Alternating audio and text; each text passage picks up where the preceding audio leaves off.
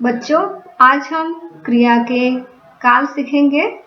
क्रिया के जिस रूप से क्रिया के समय उसकी पूर्णता या अपूर्णता का बोध हो उसे काल कहते हैं। काल के प्रमुख 3 भेद हैं: वर्तमान काल, भूतकाल, भविष्यकाल। वर्तमान काल क्रिया के जिस रूप से क्रिया हो रही हो ऐसा बोध होता हो उसे वर्तमान काल कहते हैं। पहला वाक्य है, हम भी तुम्हारे साथ चलते हैं। आज स्कूल में छुट्टी है।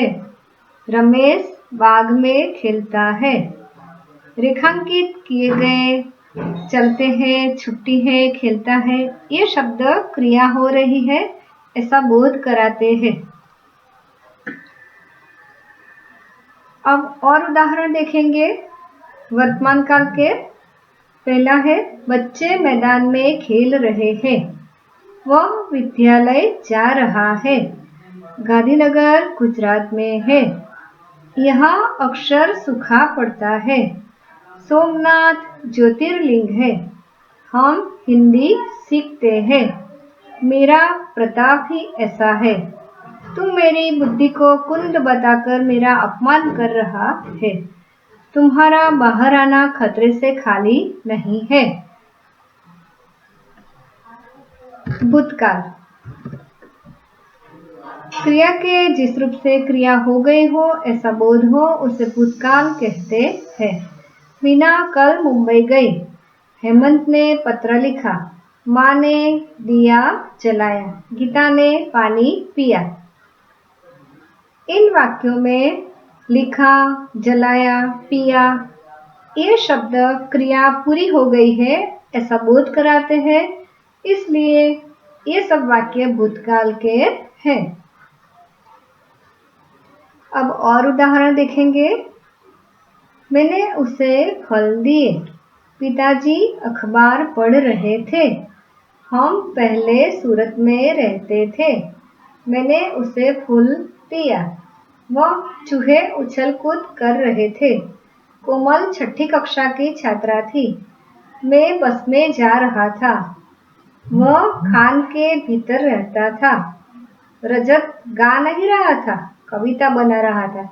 इन सब वाक्यों में हमने देखा कि थे, था, दिया ये शब्द आते हैं वाक्य के अंत में। ये वाक्य पूर्ण हो गया है, क्रिया पूर्ण हो गई है उसका बोध कराते हैं। ये सब भूतकाल के वाक्य पढ़े। अब भविष्यकाल क्रिया के जिस रूप से क्रिया होने वाली हो ऐसा बोध होता हो उसे भविष्यकाल कहते हैं। अब्दुल कल आएगा। लड़के शाम को खेलेंगे। मीना गुड़िया खरीदेगी। डाकिया डाक लाएगा।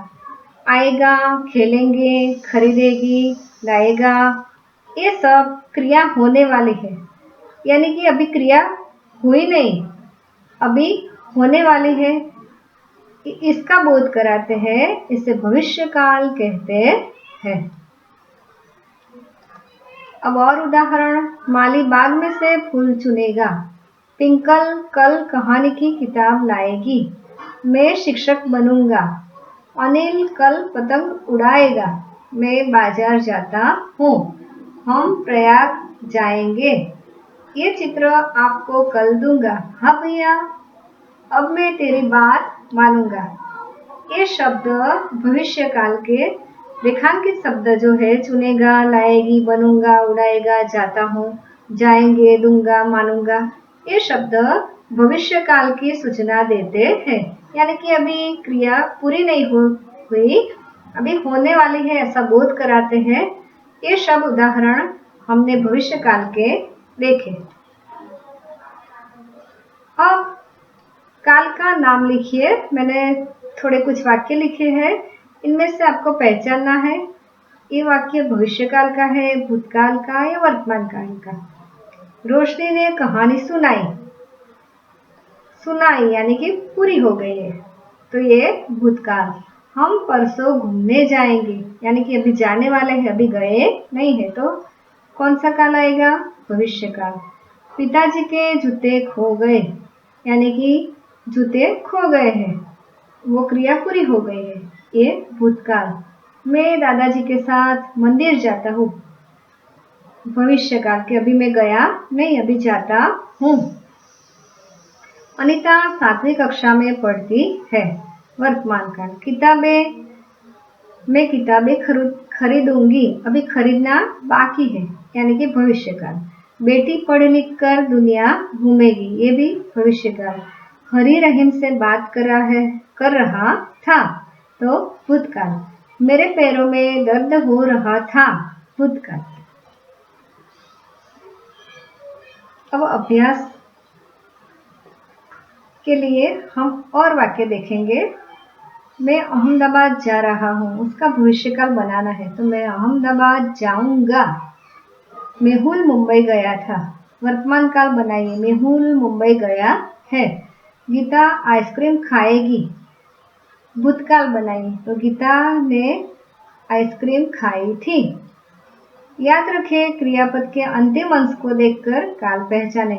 जिस वाक्य के अंत में है, हो, हूँ, ये शब्द वर्तमान काल के शब्द हैं। आ, ए, ई, था, थे, थी, ये शब्द भूतकाल में शब्द आते हैं। गा, गे, की, को,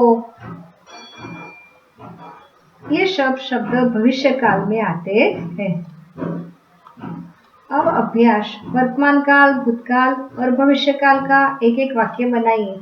एक ही शब्द है खेलना, तो उसका वर्तमान काल है मैं खेलता हूँ। भूतकाल मैं खेलता था, भविष्य काल मैं खेलूंगा।